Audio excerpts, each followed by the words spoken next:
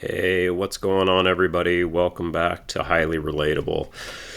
All right, we got some card content here for the common collector, and we're going to look at my watch list from last night, the PWCC, the Fanatics Collect, I'm sorry, auctions. So let's just go through it highest to lowest here. We get the Mantle, 51. $8,400. Got some tape on that one. This card was interesting here. The 2011 one of one for Ernie Banks. The only thing I don't like about this card is you don't get a real good shot of the Cubs logo anywhere. But $3,100 for this is pretty cool. You get it. I mean, just a little bit on his helmet there, but yeah, those are pretty cards. Predecessor of the gold mini diamond, perhaps. So $3,100 for a post playing days Canary diamond anniversary. Now this is now we're getting into kind of silly stuff here. $2,640 for an orange wave of Shohei Ohtani from 2024 Topps Chrome. Whoa, this is really something. Yeah, I don't know what to think about this beyond just, I don't know. Only 24 watchers too, so I don't know how you can possibly. I don't know. I just don't know. Really speechless, to be honest. I was watching Chris Sewell's baseball card collector investor dealer, his national recap the other day, and there was this part of the video where he was like walking through an airport, and they had like these vending machines for graded card repacks or whatever, and the Ohtani, I think it was a CGC 10. Ohtani 2024 Topps, not Topps Chrome, but just Topps gold foil, not even numbered, just a gold foil, paper card from 2024 Topps in a CGC 10 holder, and that was like the advertisement on this huge like vending machine for graded card repacks in the airport. So I wonder if this is just such a mainstream recognizable card of the now sort of moment, so to speak, that maybe that's part of it. I know everybody's talking about all the sort of repack situations driving prices up on this kind of stuff, like the highly recognizable modern cards, but and no offense to anybody that bought this or paid this much for that card. It's a beautiful card for sure, but I'm just speaking broadly, and this price for a card like that is wild, truly. Like, that is just beyond anything I can even comprehend. I thought I just bought that Sapphire, the 2024 gold Sapphire for Ohtani, and I paid $475, and I felt like that was outrageous. I know I bought a raw card. Mine could be anywhere from a PSA 8, 9, or 10. I don't know. I should know soon. And I understand this is a PSA 10, but it's also a wave, so that's wild, and it's orange, so that's wild. And just combining all those factors with this number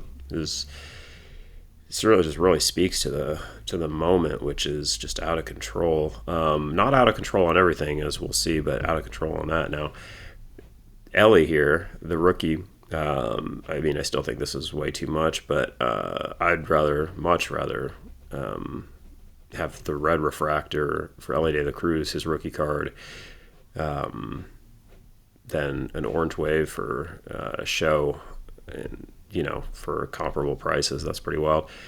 Okay, so then we get into the Willie Mays here. PSA 6, beautiful card, 1800. Those are going to be expensive. Same on the Mantle.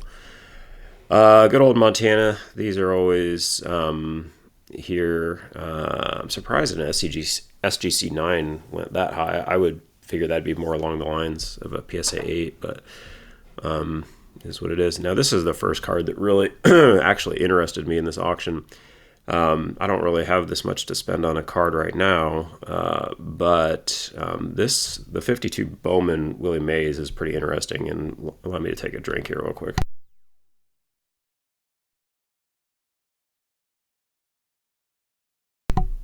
Yeah, so that's a beautiful card. I really, really like this a lot. This is one I'm going to kind of file away in my brain for maybe a couple of years down the road. I just think that's really nice. So I know it's not his rookie card, but yeah, I like that card a lot. So, and that price seems not super attractive. I mean, who wants to pay $1,200 for anything? But I don't know. Compared to some of this other stuff, I think that's a pretty nice card. So,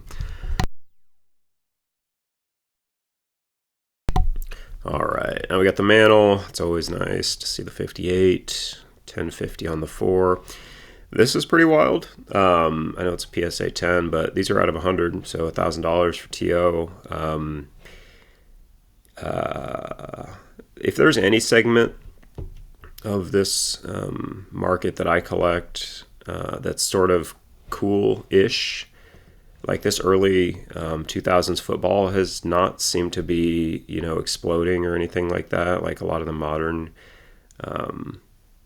But the 10, obviously, it's early finest gold, 99, 1020. I mean, that seems pretty, I don't know, I guess for a 10, it's just is what it is. But then you got the Sosa here, the credentials, $960. 63 Mantle. Again, I've had this card on my mind a lot lately. Although the other, I don't have my. I'm not going to be able to look it up right now. But I don't think he had such a great season in '63. I'd have to go back. I was looking at Fangraphs the other day, looking at everybody's WAR, like who were the WAR leaders in the '60s and the '50s each season. And if my memory serves me correctly, I think he kind of had a down year in '63. But I could be wrong. Who knows? I don't have the ability to look it up right this second, but I do like the 63 though. I think the big thing I like about this one the most is the background, how you get the beautiful kind of view of Yankee Stadium there. I know you get that in other cards as well, but also just the angle of his face and his cap, and then he's looking the other way in this photo, and I just think that's such a sharp card. But yeah, so you get the Hank. Again, 61, not my favorite. I like 55 though. PSA 5, 840. So as we go down in price, we get to more reasonable-ish numbers. You got the Willie Mays. Can't really get mad at that price for a 4. That's pretty nice. Same with the Jackie. All right, these are interesting. I first learned about these just scanning Blowout one day. The Gilded Gold Storm inserts in 2024. These have sort of that similar thing with the if you're familiar with the 24 karat Fleer, the Brilliance, where it was just serial number to 24, and I guess in that one they did have a version to 99, but these are just to 24. There's no others, no other parallels. I have never seen one of these in hand, but they do look pretty cool. Not something I'm interested in at all, really, at the current prices. I just think there's so many things that look pretty cool and so many things that are rare, quote unquote, that it just all kind of cancels each other out to an extent. So, I mean, it is a rookie card for Churio, and I think he's an exciting young player, but, and I don't think that price is bad. Like, if I was like a fan of his more, intentionally or whatever, I would probably think about something like that. But those cards are interesting, that insert set. All right, now we get to Gilded. So this is also interesting. Not crazy about the Ohtani Gilded card from 24. It looks, I don't know. My favorite image of his Dodgers first year cards is his flagship image, the one that's on the paper cards with him batting, and then the one that's on Sapphire. His Topps Chrome is nice as well. He's like coming out of the box after a hit, but this one It's kind of cool. I mean, it looks like he's just kind of watching a home run fly, which is kind of neat. But yeah, so 564. This is a 10. It's out of 99. But if you compare that up here, that it just still makes this orange price seem pretty wild. Even if it was a true orange, I think that would seem pretty crazy. So yeah. The mantle. Whenever I see one of these go for like anywhere from $500 to $600, I'm always like, yeah, that's a pretty good deal. So same thought about that one. Again with the Jackie too. Like, see, there's still, even in this kind of current climate, there's still a lot of cards that are pretty reasonable. I see these Da Vinci cards almost every week in the non-sports, which concerns me a bit. So I think these must be somebody must have a lot of these and just grade them and sell them because they're available all the time. And also an interesting thing about these is how high these go relative to like Raphael or Michelangelo. Specifically, Raphael is one that I've seen quite a few times, and his cards are not nearly that much. I know he's lesser, Da Vinci. Most people would think of Da Vinci and all that sort of thing, but might be an interesting pivot if you're into art history. Okay. All right, then we got Ellie, the black, out of 75, the rookie for 468. I wasn't crazy about the black refractors from Heritage in 2024. I had the Lindor in a PSA 10 and I sold it. They're pretty nice, but just not something I'm super wild on. Ernie Banks, this is a nice one here. See, this card is always this price, kind of in that $450 to $600 range, depending on the condition. This one's obviously pretty rounded and whatnot, but a lot of nasty kind of wear on that back right corner, but not. I mean, that's not a bad price in my opinion for the Ernie Banks rookie, and that's a card I'd like to own eventually. So. And same with the Jim Brown here. That's really nice. $432, dead center, a little off top to bottom, but I'm sure it's got other problems here. A corner, probably a mark or something, maybe. It's probably some creasing, but still, I mean, that's a really nice looking card for. That was the first thing my brain went. That would be the first big issue for me there, and I can't stand marks, to be honest. Like, any sort of pen or pencil mark is really typically a disqualifier for me. I can deal with quite a lot in terms of condition. That wouldn't bother me. The corners wouldn't bother me. Even the registration's a little fuzzy. That wouldn't bother me at that price. Now these are on the back, which doesn't take away from the eye appeal on the front, obviously, but. I don't know. Those everybody has their thing. Everybody has their thing where you just know that it's there and it bugs you, and that's just is what it is with that. So, but still at that price, that would be pretty tempting. So, all right, then we get into the 2000 finest Emmett gold. It's too bad these are out of 300, but 432 on that. It's pretty interesting compared to that TO. I know the TO is out of 100, so a third less, which I guess theoretically would make sense there in the price discrepancy. But the Emmett is just such a higher demand player than TO. So, but these are very, very nice looking cards in hand. If you've ever seen one of those, you know how shiny those are. So, 67 Mantle, that's a great card. See, this stuff is pretty nice. I like that sort of number for a card like that. Nolan Ryan there in a PSA 4 for $384. Walter Payton rookie card in a 5. That centering's pretty bad, but again, it's pretty nice price for a Walter Payton rookie card. This one's interesting, and this is what I was saying about the 2000s football stuff. If anything has sort of stayed quiet, like the sort of lesser, lower awareness type rare inserts or cards, parallels, all that kind of stuff from this era, I think is still not like blowing up that much. I mean, if it's one of the big time, cards everybody knows about, the Rubies, PMGs, those kind of things, gold refractors, whatever. But anything that's not like in that top tier of awareness that's also rare doesn't seem like it's really, flying off, in price. Like, this is Aaron Rodgers rookie card. It's a gold, beautiful color match. It is a 6, but it's out of 25. And for $300, I mean, he's one of the best quarterbacks of all time. I just think, and I have, a lot of the elite stuff and whatever, and it's stuff. The prices have been kind of down in those segments. So yeah, I just think that's really interesting to see that sell for $300 for, I think, one of his pretty nice rookie cards. So, all right, then we got some Koufax 56.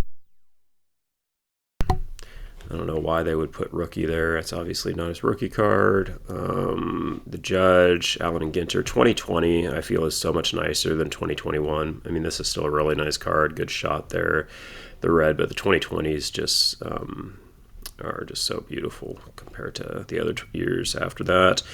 The all etch cards, $300 there for a PSA 10 for Judge. Why did they do these like in logo fractor form and just like regular form? And then also, I don't know, when I think of like them doing like an all etch insert in this era, I just think that's so hypocritical, just considering how they've completely eliminated etching from their cards. It's kind of hard to tell, and I haven't seen one of these in hand, but I assume the etching is just like here, like on the baseballs, maybe. It doesn't even look like it's on the lettering, and it's definitely not on the player, which the whole point and the reason people like etching is because it adds depth and texture to the entire card, like all the, the pinstripes and the bat and the helmet and the uniform, all that kind of stuff. So yeah, they can miss. I don't know. I don't know. Whatever. But it's unfortunate that that they don't make their cards with etching anymore. The Marilyn Monroe here. This is a good card. The Grayling. I have a few of these for other celebrities and film stars and whatnot. $276. I think that's a really pretty good price. This is a card I thought about bidding on, but yeah, I just wasn't. Just didn't go for it. But yeah, it's pretty early stuff for her, and yeah, you'll see those come up from time to time. She has a few different images in that set, but yeah, that's a nice grade and pretty reasonable, $276. And again, back to the 2000s, not being like crazy expensive right now. This Brady Gold Medallion, his rookie card, for $264. That seems pretty. I mean, I'm not gonna buy one of those, but compared to a lot of this other stuff, it seems interesting. And you got the Bonds gold refractor there. It's out of 449, but $200. Nolan Ryan and an 8. I just thought this was a cool looking card. The Jeter Topps Chrome Diamond Duos refractor, 216. Then we get to this one, and this is one I thought about bidding on. I just bought the Aaron Judge of this for about $160 in a PSA 8. I have the Ohtani Gold of this that I bought a few years ago for not very much, just the right place, right time kind of thing. But I think this is pretty nice for $200. Like, yeah, out of 73. See, I would have you could buy this for $200, or that Orange Wave PSA 10 for $2,640. I mean, this is just screams value relative to that. And these are really 2022. I think might be my favorite year of Heritage. These are just such beautiful cards if you've seen them. But yeah, really nice. So yeah, this is one I thought about going for, and I probably would have if I didn't have the gold, but. Yeah, I think that's pretty good. $210 there on that one. All right. I always love this short print for Mantle. 204 on that one. That's from 21. These lids, gold refractors, are interesting. I think that design's cool. The problem is it's just such a sort of spin-off brand or whatever that you can't really get that excited about. But yeah, so...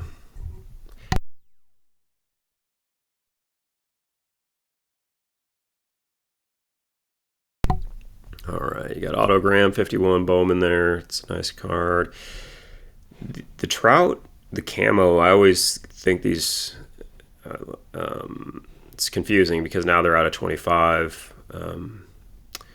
So yeah, but 168. I think that's one of Trout's best images on a card, the 2013. You got the Hank there. It's a nice card for $150. That's really nice. This is one of my favorite cards in the Batman set. The Joker there. $108 on the 7. That seems pretty reasonable. There's a lot of different versions of these. I assume it's just like the O-Pee-Chee and the ABC and the tops of it, but this is the Canada version. I don't know if, and I assume the backs and I don't know which. You'd have to look at the pop reports and see like what the more rare versions are. But all right, then we got the Mona Lisa. I always like seeing this card. 1927. Very cool. Very cool. So $91 on that one. PSA or SGC 6. You got these sort of short prints here. I don't think these were like that rare of a version from 2018, but could be wrong about that. Then you got the pink Cadillac card here for Jim Brown, the parking lot card. That's a really nice one, a really old holder there, but $75 seems pretty good for that one. I used to have that card, sold it. Love 74 tops. Love that Tom Seaver card. It's a great image. Very, very cool. I think this is probably maybe my favorite set from the 70s. I don't know. 73 is nice too, though. So that's a neat one. Got some more SPs there. Yeah, and that's it. And then the lowest sale on the night was this King Kong card here in PSA 7. So $8.40 on that one. So yeah, that's it. That's the auction. Again, nothing really remotely close to drawing my attention as it relates to actually bidding. Yeah, and these, just generally speaking, I think these auctions are, I think you're way better off. Like I always feel way better off just looking for buy it nows on eBay than messing with all of this stuff. But when it comes to vintage, though, I do think, especially this lower grade stuff, I think these are kind of a place to kind of look for some good value, like on cards like this. Not like, the most amazing deals in the world or anything, but like reasonably priced, already graded cards can be had here. And then, stuff like this, like when it's cool, when the segment is cool or sort of tepid, you can kind of, pick off cards like that, stuff like this, like, people aren't, crawling over each other to get a PSA 7, from 3 years ago or whatever. But I think that's a great card for $200. I mean, if I had to pick, what the best value was in this entire auction, I think I would say, let's see here, the most interesting card, I think, for the price was probably this 52 Bowman Willie Mays. For me, the most outrageous, obviously, is this. Like, that's just still blowing my mind. And yeah, I think the Jim Brown's really nice at $432. But I have no idea what even the market is on that car. The Monroe is nice at $276. So, Yotani. So that's a nice card for $150. But yeah, another week of people. It speaks to the current kind of market conditions, I think, where it's just a lot of excitement at the top, and then the excitement really wanes the further you go down. You get down in here into reasonable territory, and it just seems like another day at the office, so to speak. But those top 1.5% of awareness, attention, momentum type cards are really flying, but the rest of this stuff is still just kind of whatever. I think this is way too much for a card like that. It's just that kind of stuff. So, but like a card like this, that seems pretty reasonable. I think these are pretty rare. I don't know what the population is, but if I wanted this, like, that's a price I think I'd be comfortable paying. I think those are cool. And yeah, so anyway, that's all I got for this morning. Hope you have a great week. We'll come back here soon with another episode. All right, take it easy, everybody.